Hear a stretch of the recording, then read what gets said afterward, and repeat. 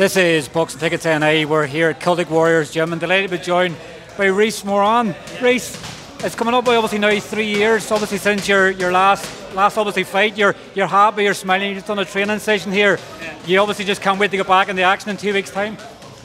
Stephen, thanks for having me back on as well. We've had plenty of chats in the past. Yeah, I'm really happy. I'm really looking forward to getting back. I'm actually buzzing. It's the best I've felt in a very, very long time, you know.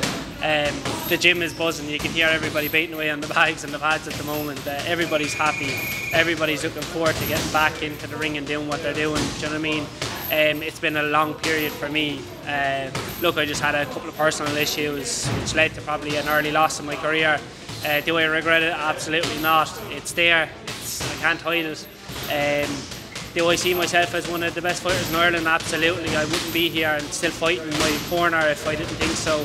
I'm a firm believer that Pascal believes in me. I'm a firm believer that everybody around me believes in me, and I believe in myself, which is most important. That I'm coming back on winning ways on March the 16th, and I'm not going to have it any other way. And I'm going to push on this year to a big year, you know, and get back in the running line with the rest of the light heavyweights or cruiserweights or whoever is there.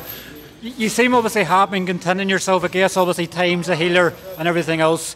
You know, obviously when you were defeated, obviously it was during COVID and everything else. What's give you that buzz back again? Is it everybody in the gym? Is it the fact that Irish boxing's booming so much at the minute? What's giving you this confidence and motivation coming back into the ring now on the 16th of March? My love for boxing, I think. Look, I was down in the dumps. Went through a really dark patch. Obviously, the loss and COVID, and then a lot of things in my personal life. I went into a really dark side, and I had some real positive people enter my life, and they've really helped me. And obviously, they helped my family as well. And look, once I got back into the gym, and I found myself back hitting bags, and then jumping in with the odd sparring session back down in New Ross. I was down in Wexford for a while, sparring some guys that were in and around the same weight. Shout out to Kyle Roach, legend.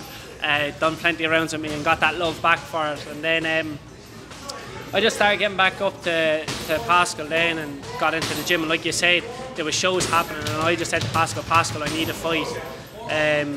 And then the opportunity came around. I remember Pascal ringing me one day, and he was like, "Yeah, look, do you want to fight? I have a fight for you." And I was like, "Yeah, absolutely. I don't care where, I don't care who. Yeah, 100%, put me down."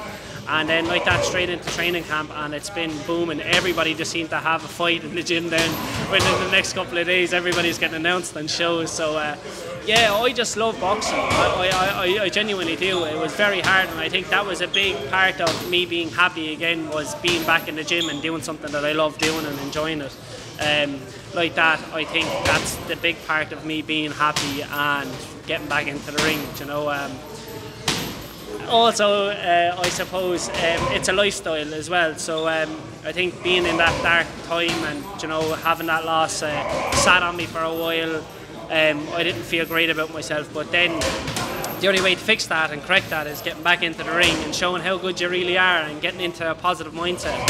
So you have to learn a lot in those dark places to love yourself and be kind to yourself and get back up onto the horse and run the race. Do you know what I mean? And that's what I'm doing now. I'm really, really excited to be back, and I'm delighted. I guess you're still very young as well, obviously 24, 25, with them experiences and everything else. Like, you probably feel, I know everybody uses this phrase quite a lot, but version 2.0, you know, you probably feel like that's sort of coming, I guess, you know, coming back into obviously boxing as well. That adrenaline sort of kicks in again as well. Like, you probably feel weird in fight day. You're standing there and you're looking at your opponent and you're going, what's going on? What am I doing in the boxing ring here?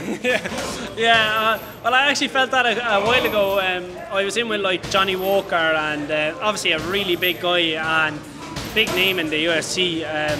Only fought recently. Look, had an unfortunate defeat, but then Alan Babbage came over to the gym, and then jumping in doing sparring sessions with Alan, and then I was saying to myself, yeah, listen to me, I'm not doing too bad with these guys, you know what I mean? First of all, excuse me language, but I had the balls to get in with these guys, and these are heavy hitters, you know what I mean?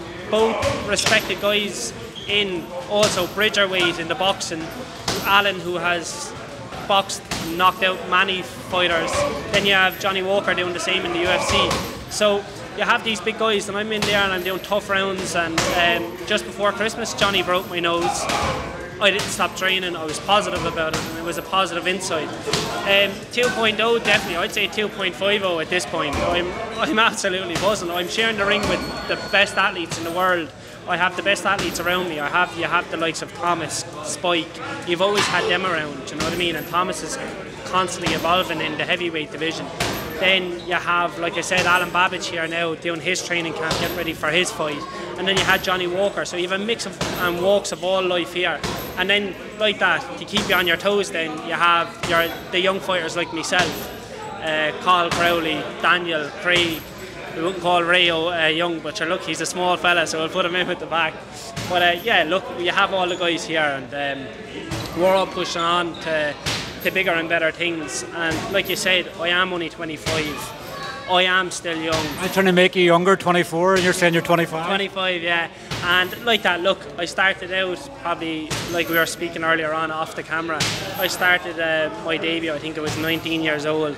And then, like that, suffered a defeat a couple of months after that through COVID. I lost a couple of years, but a lot of years to mature, to sort what I had to get sorted. And like you said, I'm a happy guy. I'm really happy. I'm excited to be here. I can't actually hold in the happiness that I have right now.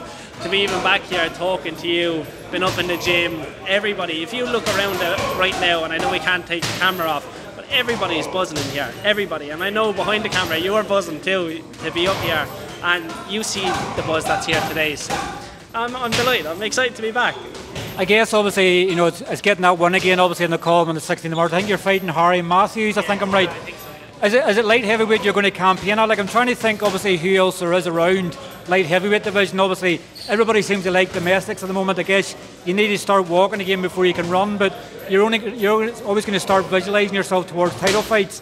Who is there around the light heavyweight division? Like, it seems to be super middleweight thriving. Like, I think there's 8 or 10 fighters at super middleweight. Like, do you have your eyes in anybody? Not that you want to call anybody out, but you know, Pascal will probably punch me for going, let him fight first before he starts singing the titles.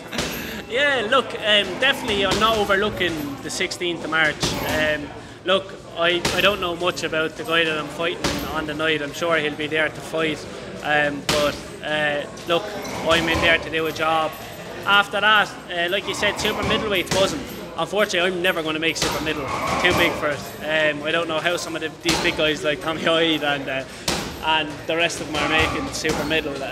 But look, my plan is light heavy, and I'll take it from there. Then I don't, like you said, I don't really know. I know Emma Brennan, I think, holds the light heavyweight title, is it? I think he has the light heavyweight title at the moment, but I think as he fights obviously a week from now, I think it's going to be last at light heavy and then moving back down to silver medal. Yeah. So look, if that title becomes vacant, I'm sure there's somebody in between that would like a dust up in the domestic scene. Like, look, that's how you get stated and that's how you get stamped on for shows. It goes to show that Jamie Morrissey kid came over and just said, I'm going to throw myself into the deep end here, and ended up with a couple of titles and a matchroom card.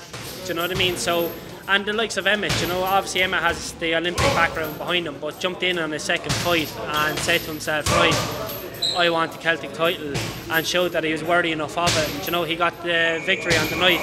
I think there's a couple of guys maybe in the same boat as me, maybe has 1 or 2 losses. I'm not going to call out any names as of yet, because until the job is done on the March 16th, I get a 6 and an 8 round around. Then if anybody wants to get in contact, Pascal's over there, give him a bell and say, well look, if we get a 6 or 8 rounder under my belt, would he fight for a title? And I'm sure I would. Like I said to you, I'm sharing the ring with some of the best fighters in the game, so why wouldn't I win for a domestic? And like that, win, lose or draw, it's still good to have it on your record that you went in and fought for a Celtic title or an Irish title, you know. What can we expect obviously different from you in obviously 2 weeks time? I guess when you've been out of the ring for so long, you know, things have changed. Obviously people's going to go, who is this guy? You know, you'll probably feel like a completely different person. That happiness, they obviously say a happy fighter's a dangerous fighter. What can we expect from you on the 16th of March in Galway? Definitely a happy fighter is a dangerous fighter, I think. I'm so relaxed. I've never felt this relaxed for a fight in my life, I think. I'm not even, I don't even actually think about the fight until I'm like that, talking to somebody about it. But yeah, there's a lot that I've learned in the gym here, especially the last couple of months even. like to get in and get dirty sometimes. I like to have a little scrap on the inside. I've been given out a couple of times off Pascal about staying in too long. I just tell him I'm loving it at the moment, you know.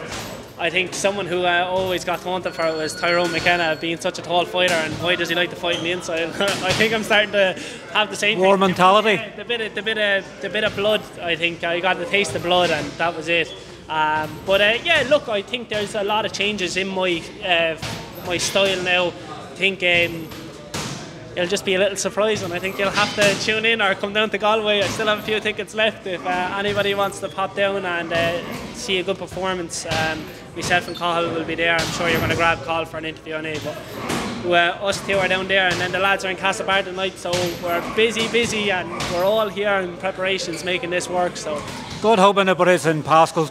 He's doing the corner for on the Sunday, because obviously we used to in Galway. I'll be there in Galway on the Saturday as well, but for in the Sunday, 4 or 5 fighters in again. Pascal's not going to be a happy guy on the Sunday. No, Pascal, I don't think Pascal's going to be a happy guy on the Saturday either. You know, he's going to be in and out job, and that's that. But look, actually, now that we are talking about Saturday, I actually have 1 or 2 tricks up my sleeve. It'll be a good night on the Saturday night, and I promise that I have a couple of surprises on the night. I'm working closely with the promoter, and I'm sure Naomi knows what I'm talking about, but we're going to put on a show, definitely 100%, and I'm excited, Stephen, that's all I can say. And shout out to my sponsors, they've been fantastic from the get-go, always stuck by my side as well, so I have them to thank. I also have you to thank, and everybody else on the Irish and Northern Irish platforms, giving us a platform to show who we are and get us out there, you know what I mean, and get us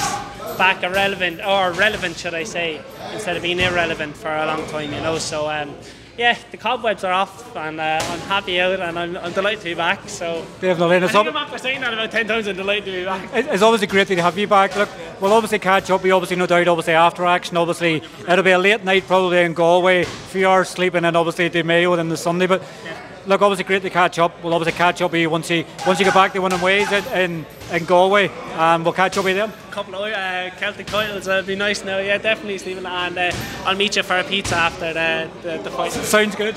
Brilliant. Thanks, Stephen. Thanks for your time, Rhys. Cheers.